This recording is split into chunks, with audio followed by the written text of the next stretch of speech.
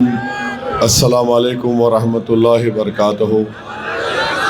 मुअज़्ज़िज़ हाज़रीन इकराम, बुज़ुर्गान कौम और मिल्लत, इज़्ज़तदार माँ और बहनों, गयूर नौजवान साथियों,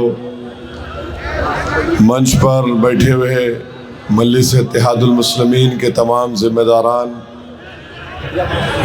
जनाब यूसुफ बुलजानी साहब, नायब सदर महाराष्ट्र और तमाम मजलिस इत्तेहादुल मुस्लिमीन के 17 उम्मीदवार, ये मेरी खुशकिस्मती है कि मैं आज दोबारा नागपुर को आने का मौका मिला और एक अल्लाह के वली के आस्थाने के करीब से आप तमाम को मुखातिब करने का मुझे मौका मिल रहा है।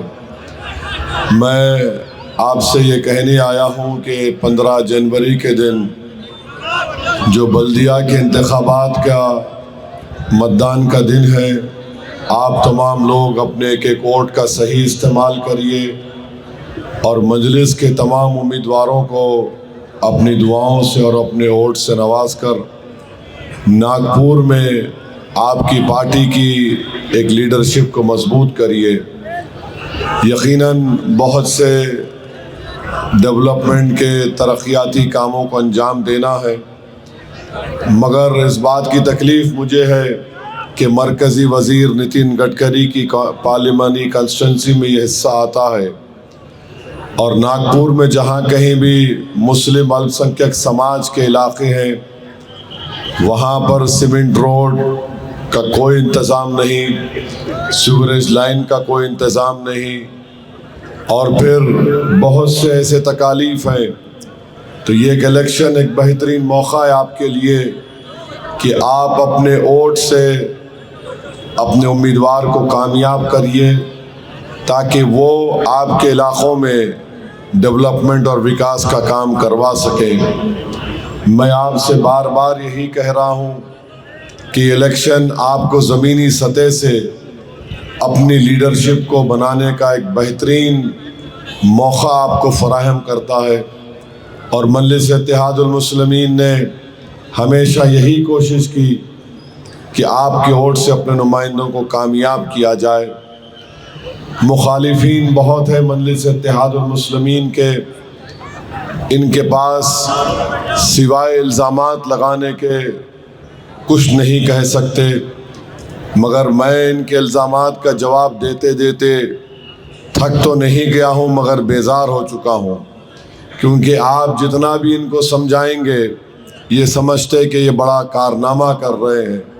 हम बिहार में चुनाव लड़े, बीजेपी को हराने के लिए हमने पेशकश की कि हमको 5 सीट दे दो आप, मगर वहाँ पर जो गठबंधन के लोग थे गुरूर और तकब्बुर में डूबे हुए थे, उन्होंने कहा कि आपसे अलायंस नहीं करेंगे। हमने इंतखाबात में हिस्सा लिया, 29 असेंबली सीट पर मुकाबला किया।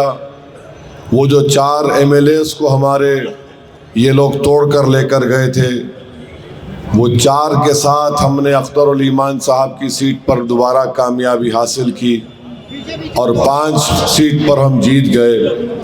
कांग्रेस पार्टी 60 सीट पर इलेक्शन लड़ी और उनके सिर्फ 6 सीट पर उनको कामयाबी हासिल हुई है।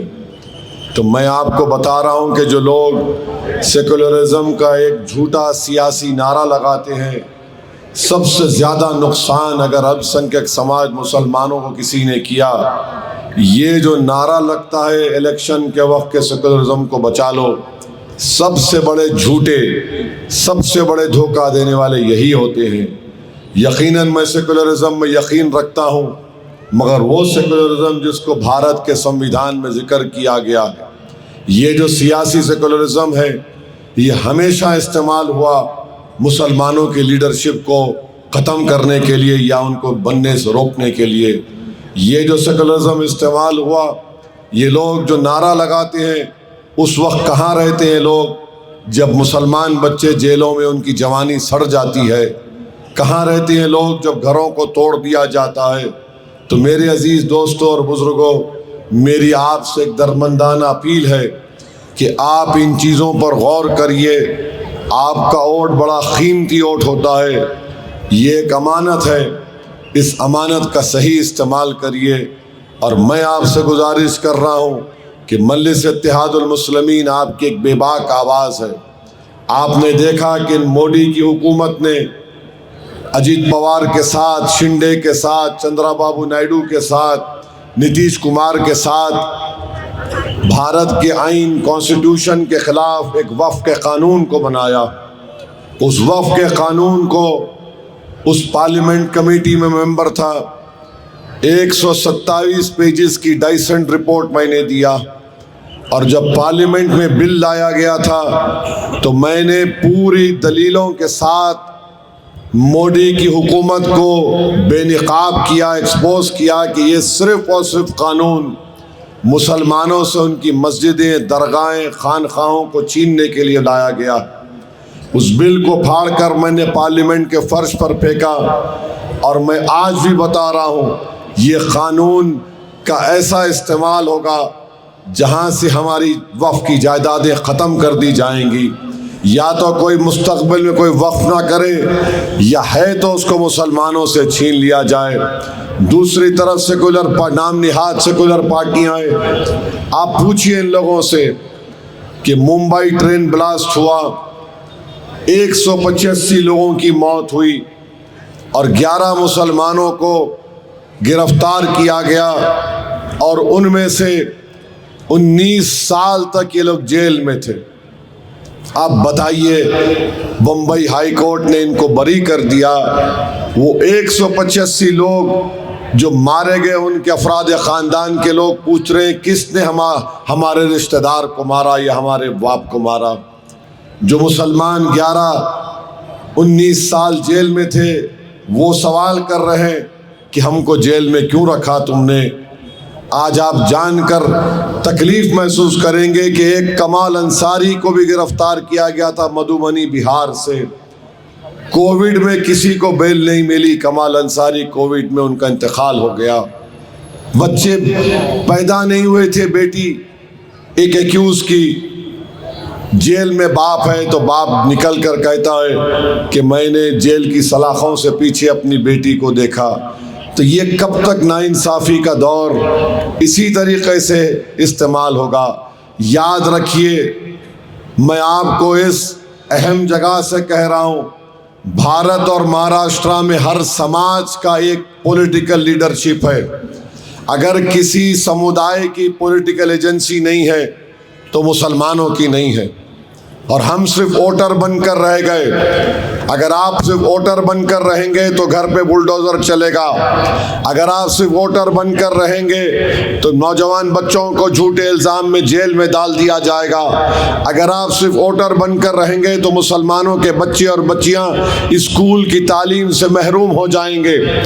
अगर आप वोटर बनकर रहेंगे तो आपको समाजी इंसाफ नहीं मिलेगा। अगर आप वोटर बनकर रह जाएंगे तो इज्जत की निगाहों से आपको कोई नहीं देखेगा। जिस दिन आप अपनी पॉलिटिकल एजेंसी को बनाएंगे, जिस दिन आप शहरी बनेंगे, हुकूक आपको मिलना शुरू हो जाएंगे। सिटीजन विद राइट्स एक वोटर से बड़ा होता है। ये तमाम सियासी पार्टी, चाहे बीजेपी हो, ये अजीत पवार हो, शिंदे हो, ये सिर्फ डरा कर आपका वोट हासिल करना चाहते हैं। दूसरी जानिब कांग्रेस है, ये सिर्फ आपको वोटर इसलिए बनाना चाहती है ताकि कुछ आपका काम ना हो सके। मजलिस आपसे कह रही है कि आप लीडर बनिए, सिटीजन विद राइट्स बनिए, अपनी पॉलिटिकल एजेंसी को बनाइए। आज आप देखते हैं कि सुप्रीम कोर्ट ने हालिया दिनों में 2 नौजवानों को बेल नहीं दी। क्या आप जानते क्यों नहीं दी सुप्रीम कोर्ट ने बेल? इसलिए नहीं दी कि डॉक्टर मनमोहन सिंह की हुकूमत ने, उस वक्त होम मिनिस्टर चिदम्बरम थे, उन्होंने कानून लेकर आया और उन्होंने डिफाइन किया कि दहशतगर्दी क्या होती है। मैं अपने 5 मिनट की तकरीर में उस वक्त पुकार कर कह रहा था कि सेक्शन 15A का इस्तेमाल मुसलमानों पर, दलित आदिवासियों पर होगा। मैंने अपने तकरीर में कहा कि एनी अदर वे का मतलब क्या है। अरुंधति राय की राइटिंग पर उसको जेल में डाला जा सकता है। 180 दिन का डिटेंशन उसमें रखा गया कि बगैर पुलिस को कस्टडी मिलेगी 180 दिन की। आज सुप्रीम कोर्ट ने उन दोनों बच्चों को बेल नहीं देने की वजह बताई, सेक्शन 15A कहा उन्होंने। कहाँ ये कांग्रेस वाले जो आज कहते हैं, बड़ी बड़ी बातें करते हैं। टेररिज्म का डेफिनेशन लिख दिया कि एनी अदर वे। आप बताइए क्या कोई टेररिज्म एनी अदर वे में हो सकता है? 5.5 साल से वो बच्चे जेलों में सड़ रहे हैं, अपनी बहन की शादी के लिए पेरोल पर निकलता है। अमरावती में किसी को डाला गया जेल में 3.5-4 साल। क्या कानून यूएपीए का।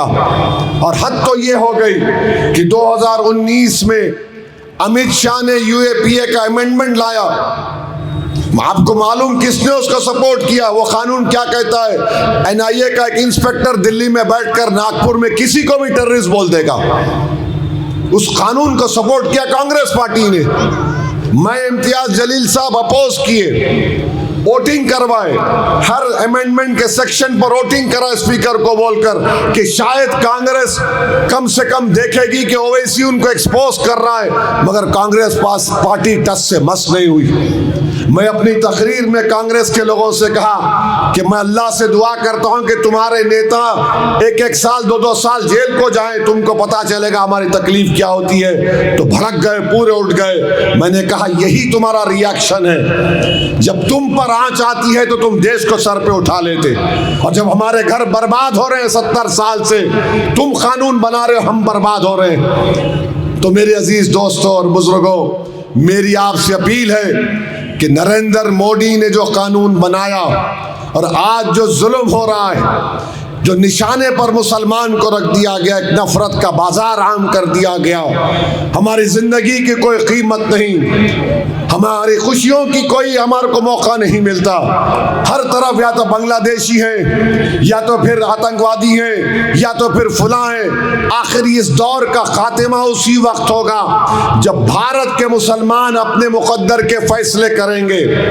और आप अगर यही समझेंगे नहीं ये आएगा वो पार्टी, कोई किसी को आपसे मोहब्बत नहीं है, सिर्फ तुम्हारे वोट से है। वोट हासिल हो गया उसके बाद खामोश, रफ्फू चक्कर, कोई पलट के पूछता नहीं है। जाकर भारत के कोने कोने में देख कर आ रहा हूं, जिस दिन मुसलमान खड़े होगा और अपनी लीडरशिप को बनाएगा, हम अपने फैसले करेंगे, हम एक ढाल बन सकते हैं। तो मेरी आप तमाम सदमन गुजारिश है कि 15 तारीख के दिन आप अपने के कोड का इस्तेमाल करिए।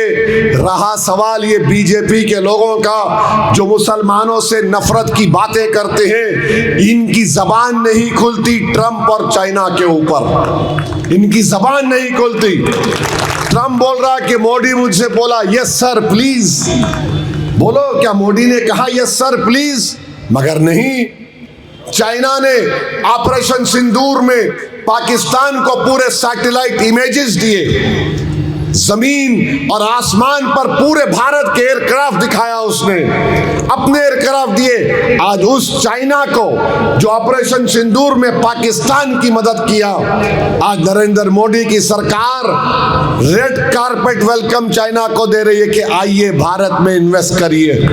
क्या बेशर्मी है ये, क्या बेशर्मी है ये कि जो हमारे पड़ोसी मुल्क एक आतंकवादियों को प्रमोट करता है, उसकी चाइना की आर्मी पाकिस्तान को पूरी मदद कर रही है। हम यहाँ बैठकर बोल रहे वेलकम टू इंडिया, आइए चंद दिन गुजारिए, पैसे लगाइए भारत में।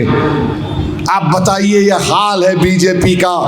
और यहाँ पर आया हूँ, ये एक तारीखी सरजमीन है, यहाँ पर बाबा साहेब अम्बेडकर ने अपना धर्म बदला था और दुनिया को बता दिया कि क्या होता है मनुवाद, क्या होता है। तो मेरे अजीज दोस्तों और बुजुर्गों, क्योंकि वक्त बिल्कुल ख़त्म पर है, मुझे अमरावती से अब लोग गाड़ी से आने में थोड़ा देर हो गई, मगर आप तमाम का शुक्रिया कि इतनी बड़ी तादाद में, हज़ारों की तादाद में आप यहाँ पर आए। मैं आपसे गुजारिश कर रहा हूँ कि 15 तारीख के दिन पतंग के निशान पर बटन दबाकर आप अपने इत्तेहाद को और अपने सियासी शऊर को कामयाब करिए। मजलिस इत्तेहादुल मुस्लिमीन की यहाँ की यूनिट को आप अपने दुआओं से मजबूत करिए, इनकी हिम्मत अफजाई करिए ताकि ये और बेबाक तरीके से आपकी खिदमत कर सके। मैं आप तमाम का शुक्रगुजार हूँ, बहुत बहुत शुक्रिया। नारे तकबीर, नारे तकबीर, नारे तकबीर। अस्सलाम वालेकुम व रहमतुल्लाहि व बरकातहू।